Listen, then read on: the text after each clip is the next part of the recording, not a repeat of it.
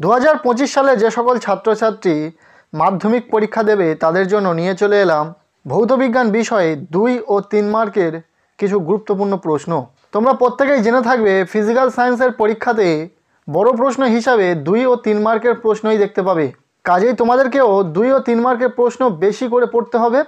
প্রতিটি অধ্যায় থেকে বেশ কিছু গুরুত্বপূর্ণ প্রশ্ন তোমাদের সাথে শেয়ার করব। অধ্যায় ভিত্তিক কিছু কিছু প্রশ্ন তোমরা দেখে নাও যে প্রশ্নগুলি পরীক্ষাতে আসার সম্ভাবনা রয়েছে, ভীষণ গুরুত্বপূর্ণ প্রশ্ন। প্রথমে পরিবেশের জন্য ভাবনা এই অধ্যায় থেকে কিছু ইম্পর্টেন্ট প্রশ্ন দেখে নেওয়া যাক। প্রথম প্রশ্ন, স্থিতিশীল উন্নয়ন বলতে কি বোঝো? দ্বিতীয় প্রশ্ন, মিথেন হাইড্রেট কি? 3 নম্বর প্রশ্ন, কি কি কারণে ওজোন গহ্বর সৃষ্টি হয়? গ্রিন হাউস এফেক্ট কাকে বলে? জীবাশ্ম জ্বালানি সংরক্ষণের প্রয়োজনীয়তা কি? বিশ্ব উষ্ণায়ন কি, এর প্রভাব আলোচনা করো। মানব স্বাস্থ্য ও পরিবেশের ওপর ওজোন স্তরের ক্ষয়ের ক্ষতিকারক প্রভাবগুলি লেখো। কি কি কারণে ওজোন গহ্বর সৃষ্টি হয়? বর্জ্য থেকে কিভাবে বিদ্যুৎ তৈরি হয়? মিথেন হাইড্রেটকে ফায়ার আইস বলে কেন? এরপর এই অধ্যায় থেকে শেষ প্রশ্ন, গ্রিন হাউস এফেক্ট কাকে বলে? এই প্রত্যেকটি প্রশ্ন খুব ভালো করে পড়ো। এরপর আমরা দেখে নেব গ্যাসের আচরণ অধ্যায় থেকে কিছু গুরুত্বপূর্ণ প্রশ্ন। প্রথম প্রশ্ন, চার্লসের সূত্রটি বিবৃতি করো। চার্লসের সূত্রের ধ্রুবক দুটি কি কি? গাণিতিক রূপসহ বয়েলের সূত্রটি লেখো। 3 নম্বর প্রশ্ন, গ্যাসের ব্যাপন বলতে কি বোঝো? সর্বজনীন গ্যাস ধ্রুবক কাকে বলে? একে সর্বজনীন বলা হয় কেন? পরম শূন্য উষ্ণতা কাকে বলে? নেক্সট প্রশ্ন, বয়েলের সূত্রটি লেখো এবং ব্যাখ্যা করো। এরপর 7 নম্বর প্রশ্ন, আদর্শ গ্যাস সমীকরণটি প্রতিষ্ঠা করো। 8 নম্বর প্রশ্ন, পুকুরের তলদেশ থেকে উৎপন্ন বুদবুদ যখন জলের উপরিতলে উঠে আসে তখন তার আয়তন বেড়ে যায় কেন? পরের প্রশ্ন, অ্যাভোগাড্রোর সূত্রটি বিবৃতি করো। নেক্সট 10 নম্বর প্রশ্ন, ভূপৃষ্ঠ থেকে উপরে উঠলে বায়ুর চাপের কি পরিবর্তন হয় তা কারণসহ উল্লেখ করো। এরপর 11 নম্বর প্রশ্ন, স্ট্র্যাটোস্ফিয়ারের সংক্ষিপ্ত পরিচয় দাও। এবং এখান থেকে লাস্ট প্রশ্ন, গ্যাসের অণুগুলির বেগের ও চাপের উপর উষ্ণতার প্রভাব উল্লেখ করো। এরপর আমরা দেখে নেব তাপের ঘটনাসমূহ যে অধ্যায়টি রয়েছে এখান থেকে কিছু গুরুত্বপূর্ণ প্রশ্ন। প্রথম প্রশ্ন, গরুর গাড়ির চাকায় লোহার বের পোড়ানো হয় কিভাবে? দ্বিতীয় প্রশ্ন, ধাতব স্কেল সকল উষ্ণতার সঠিক পাঠ দেয় না, ব্যাখ্যা করো। তাপীয় রোধ ও তাপীয় রোধাঙ্ক বলতে কি বোঝো? নেক্সট 4 নম্বর প্রশ্ন, তরলের 2 ধরনের আয়তন প্রসারণ গুণাঙ্ক থাকে কেন? পরের প্রশ্ন, দ্বিধাতব পাত কাকে বলে? এর একটি ব্যবহার লেখো। এরপর 6 নম্বর প্রশ্ন, গ্যাসের আয়তন প্রসারণ গুণাঙ্ক কাকে বলে? পরের প্রশ্ন, শীতকালে একই উষ্ণতায় থাকা একটি কাঠের চেয়ার এবং একটি লোহার চেয়ারে হাত দিয়ে স্পর্শ করলে লোহার চেয়ারটিকে বেশি ঠান্ডা মনে হয় কেন? এবং এখান থেকে শেষ প্রশ্ন, কোনো কঠিনের দৈর্ঘ্য প্রসারণ কোন কোন বিষয়ের উপর নির্ভর করে? পরবর্তী অধ্যায় আলো, এখান থেকে কিছু গুরুত্বপূর্ণ প্রশ্ন দেখে নেব। প্রথম প্রশ্ন, প্রতিসরণের সূত্র দুটি লেখো। দ্বিতীয় প্রশ্ন, গাড়ির হেডলাইটে কী ধরনের দর্পণ ব্যবহার করা হয় এবং কেন? উত্তল লেন্সের ফোকাস দূরত্ব বলতে কী বোঝো? 4 নম্বর প্রশ্ন, উত্তল লেন্সকে অভিসারী লেন্স বলা হয় কেন? 5 নম্বর প্রশ্ন, অবতল লেন্সকে অপসারী লেন্স বলা হয় কেন? ফোকাস দূরত্ব ও বক্রতা ব্যাসার্ধের মধ্যে পার্থক্য। 7 নম্বর প্রশ্ন, সূর্যের আলোয় সবুজ পাতা সবুজ দেখায় কেন? 8 নম্বর প্রশ্ন, প্রতিসারক তল কাকে বলে? বায়ুর সাপেক্ষে কাঁচের প্রতিসারাঙ্ক 1.5 বলতে কী বোঝো? দিনের বেলায় আকাশকে নীল দেখায় কেন? নীল কাঁচের মধ্যে দিয়ে তাকালে একটি লাল ফুলকে কালো দেখায় কেন? আলোর বিক্ষেপণ কাকে বলে? পরের প্রশ্ন, দাঁতের চিকিৎসার সময় কোন ধরনের গলীয় দর্পণ ব্যবহার করা হয় এবং কেন? দীর্ঘদৃষ্টি বা হাইপারমেট্রোপিয়া কি, কিভাবে এটি দূর করা যায়? নেক্সট 14 নম্বর প্রশ্ন, প্রতিসারাঙ্কের মান কোন কোন বিষয়ের উপর নির্ভর করে? 15 নম্বর প্রশ্ন, বিবর্ধক কাঁচ হিসাবে উত্তল লেন্স কিভাবে ব্যবহার করা হয়? আলোর প্রতিসারাঙ্ক কাকে বলে? কোন মাধ্যমের প্রতিসারাঙ্ক আলোর বেগের উপর কিভাবে নির্ভর করে?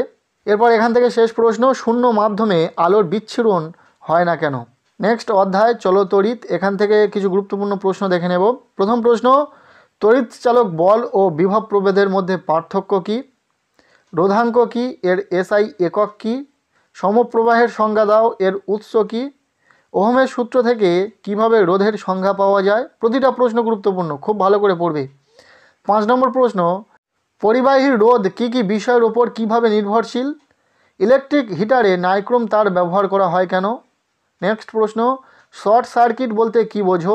8 নম্বর প্রশ্ন, বৈদ্যুতিক মোটরের শক্তি কী কী উপায়ে বাড়ানো যায়? 3 পিন প্লাগ কি, এটি কোন কাজে ব্যবহার করা হয়? পরের প্রশ্ন, ফিউজ তারের বৈশিষ্ট্যগুলি লেখো। 11 নম্বর প্রশ্ন, কোষের অভ্যন্তরীণ রোধ কোন কোন বিষয়ের উপর নির্ভর করে। পরের প্রশ্ন, ওহমের সূত্রটি লেখো ও ব্যাখ্যা করো। নেক্সট, কুলম্বের সূত্রটি বিবৃত করো। তড়িৎ প্রবাহের তাপীয় ফল সংক্রান্ত জুলের সূত্রগুলি লেখো। 15 নম্বর প্রশ্ন, অ্যাম্পিয়ারের সন্তরণ সূত্রটি বিবৃতি করো। পরের প্রশ্ন, ফিউজ তারের বৈশিষ্ট্য কী, এটি কেন ব্যবহার করা হয়। সিএফএল ও এলইডি এর পুরো নাম কি। ফ্লেমিংয়ের বামহস্ত নিয়ম বিবৃত করো।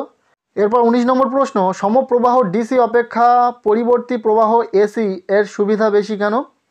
এখান থেকে শেষ প্রশ্ন, বৈদ্যুতিক মোটরের শক্তি কি কি উপায়ে বাড়ানো যায়। ফিজিক্যাল সায়েন্স থেকে এই প্রতিটা প্রশ্ন কিন্তু ভীষণ গুরুত্বপূর্ণ রয়েছে 2 ও 3 মার্কের বড় প্রশ্ন হিসাবে। নেক্সট আমরা দেখে নেব পরমাণুর নিউক্লিয়াস। এখান থেকে গুরুত্বপূর্ণ যে প্রশ্নগুলি রয়েছে দেখে নাও। প্রথম প্রশ্ন, তেজস্ক্রিয়তা কাকে বলে, এর দুটি ব্যবহার লেখো। দ্বিতীয় প্রশ্ন, নিউক্লিয় বন্ধন শক্তি বলতে কি বোঝো। 3 নম্বর প্রশ্ন, তেজস্ক্রিয়তার ব্যবহারিক প্রয়োগগুলি উল্লেখ করো। নিউক্লিয় বিভাজন কি, ভর বিচ্যুতি কি, তেজস্ক্রিয়তার একটি ক্ষতিকারক প্রভাব উল্লেখ করো। এবং 6 নম্বর প্রশ্ন, নিউক্লিয় সংযোজন কাকে বলে। এরপর রয়েছে পর্যায় সারণী। এখান থেকে যে গুরুত্বপূর্ণ প্রশ্নগুলি রয়েছে, প্রথম প্রশ্ন, মেন্ডেলিভের আধুনিক পর্যায় সূত্রটি বিবৃত করো। তড়িৎ ঋণাত্মকতার সংজ্ঞা দাও। দ্বিতীয় প্রশ্ন, আয়নায়ন শক্তি কি। 3 নম্বর প্রশ্ন, হাইড্রোজেনকে দুষ্টু মৌল বলা হয় কেন। মেন্ডেলিভের পর্যায় সারণীর ত্রুটিগুলি লেখো। 5 নম্বর প্রশ্ন, তড়িৎ ঋণাত্মকতা কি। এরপর এখান থেকে শেষ প্রশ্ন, সন্ধিগত মৌল কি এদের। এরপর রয়েছে পরবর্তী অধ্যায় রাসায়নিক বন্ধন। এখান থেকে প্রথম প্রশ্ন, তড়িৎযোজী যৌগ ও সমযোজী যৌগের পার্থক্য লেখো। দ্বিতীয় প্রশ্ন, তড়িৎযোজী বন্ধনকে প্রকৃত বন্ধন বলা যায় না, ব্যাখ্যা করো। এবং এখান থেকে 3 নম্বর প্রশ্ন, নিচের যৌগগুলির আয়নীয় গঠন দেখাও। এরপর রয়েছে তড়িৎ প্রবাহ রাসায়নিক বিক্রিয়া। এখান থেকে যে গুরুত্বপূর্ণ প্রশ্নগুলি রয়েছে, প্রথম প্রশ্ন, তড়িৎ লেপন কাকে বলে। তড়িৎ লেপন পদ্ধতিতে লোহার উপর তামার প্রলেপ দিতে তড়িৎ বিশ্লেষ্য ও ক্যাথোড হিসেবে কি কি ব্যবহৃত হয়। 2 নম্বর প্রশ্ন, অ্যানোড ও ক্যাথোড বলতে কি বোঝো। 3 নম্বর প্রশ্ন, তড়িৎ বিশ্লেষ্য বলতে কি বোঝো। নেক্সট এখান থেকে 4 নম্বর প্রশ্ন, তড়িৎ বিশ্লেষণ পদ্ধতিতে অ্যালুমিনিয়াম নিষ্কাশন তড়িৎ বিশ্লেষ্য ক্যাথোড ও অ্যানোড হিসাবে কি কি ব্যবহার করা হয়। লোহার চামচের ওপর তামার প্রলেপ দিতে অ্যানোড ও বিশ্লেষ্য হিসাবে কি কি নিতে হবে।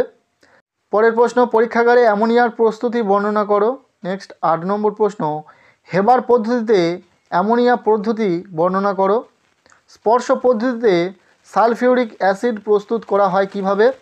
এখান থেকে 10 নম্বর প্রশ্ন, অনুঘটকের উপস্থিতিতে অ্যামোনিয়ার জারণ ক্রিয়ার উদাহরণ দাও। পরবর্তী রয়েছে ধাতুবিদ্যা। অনেকে বলতে পারে যে অনেক প্রশ্ন হয়ে যাচ্ছে। দেখো, অনেক প্রশ্ন নয়, ফিজিক্যাল সায়েন্সের পরীক্ষাতে যেহেতু বড় প্রশ্ন হিসাবে 2 ও 3 মার্কের প্রশ্ন হবে, তো বুঝতেই পারছো প্রচুর সংখ্যক তোমাদের কিন্তু প্রশ্ন পড়তে হবে। 2 মার্কের প্রশ্ন, 1 মার্কের প্রশ্নগুলো পড়তে হবে, পাশাপাশি 3 মার্কের প্রশ্ন তো রয়েছে। তাই এই প্রশ্নগুলো বেশি বলে মনে হলেও প্রতিটা প্রশ্ন কিন্তু খুব ভালো করে পড়ে রাখবে। প্রথম প্রশ্ন, খনিজ ও আকরিকের পার্থক্য লেখো। দ্বিতীয় প্রশ্ন, অ্যালুমিনিয়াম পাতে চাটনি খাওয়া উচিত নয় কেন। 3 নম্বর প্রশ্ন, আর্দ্র বায়ুতে তামার বাসনে সবুজ ছোপ ছোপ দাগ পড়ে যায় কেন। এরপর 4 নম্বর প্রশ্ন, আয়রন ও কপারের একটি করে আকরিক ও সংকেত লেখো। 5 নম্বর প্রশ্ন, বিশুদ্ধ লোহায় মরচে পড়ে না কেন। এরপর 6 নম্বর প্রশ্ন, গ্যালভানাইজেশন কি। এরপর রয়েছে জৈব রসায়ন। এখান থেকে কিছু গুরুত্বপূর্ণ প্রশ্ন দেখে নেব। প্রথম প্রশ্ন, পলিমারের সঙ্গে মনোমারের পার্থক্য কি, একটি উদাহরণ সহ লেখো। দ্বিতীয় প্রশ্ন, গঠনগত সমবয়বতা কাকে বলে, উদাহরণ দাও। 3 নম্বর প্রশ্ন, আলেয়া কি, এটি কিভাবে উৎপন্ন হয়। পরের প্রশ্ন, ইথাইল অ্যালকোহল থেকে ইথিলিন প্রস্তুত করবে কিভাবে। 5 নম্বর প্রশ্ন, ইথিলিন ও পলিথিনের মধ্যে পার্থক্য কি।